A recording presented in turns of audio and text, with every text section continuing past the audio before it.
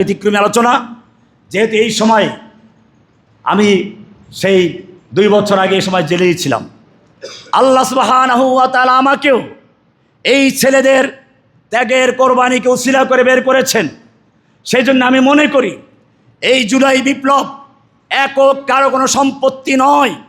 এখানে মাদ্রাসার ছাত্রদের অবদান আছে, স্কুল কলেজের ছাত্র অবদান আছে, কওমি ছাত্র আলিয়া ছাত্রদের অবদান আছে, এখানে জামাত ইসলাম ছাত্র শিবির বিএনপি সবারই অবদান আছে। কারো অবদান ছোট করে দেখার কারণ নেই। আমি শুরুতেই বলেছি বিএনপি অনেক নেতাদের সঙ্গে আমি জেল খেটেছি, জামাতের নেতাদের সঙ্গে জেল খেটেছি, শিবিরের নেতাদের সাথে, এরকমভাবে হেফাজতের নেতা মামুনুল হক থেকে শুরু করে বড় বড় আলেমরা সবাই জেলে ছিলেন।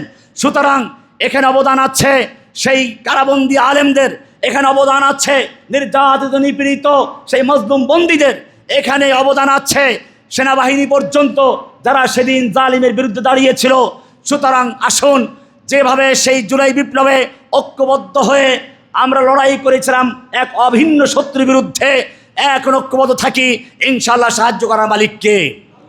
আর যদি এটাকে আল্লাহর সাহায্যকে ভুলে গিয়ে আল্লাহর শুকরিয়া আদায় করার পরিবর্তে নিজেরা কৃতিত্ব নেওয়ার জন্য, নিজেরা মাস্টার মাইন্ড বনার জন্য একে অপরের পরে চড়াও হই, গন্ডগোল করি, তাহলে জেনে রাখবেন আল্লাহর ঘোষণা হচ্ছে লাইন শাকারতুম লাযিদান্নাকুম, যদি তোমরা আমার শুকরিয়া আদায় করো আমি নিয়ামত বৃদ্ধি করে দিব।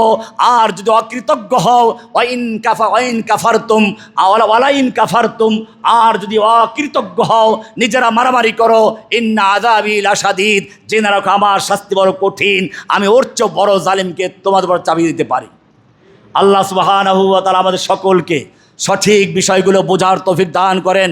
ফেরাউন হামানদের মতো নিজের কৃতিত্ব, নিজের বরত্ব, নিজের গর্ব থেকে বেঁচে থেকে আল্লাহর শুকরিয়া আদায় করার তৌফিক দান করুন, আমিন। ওয়া সাল্লাল্লাহু তাআলা আলা নবী।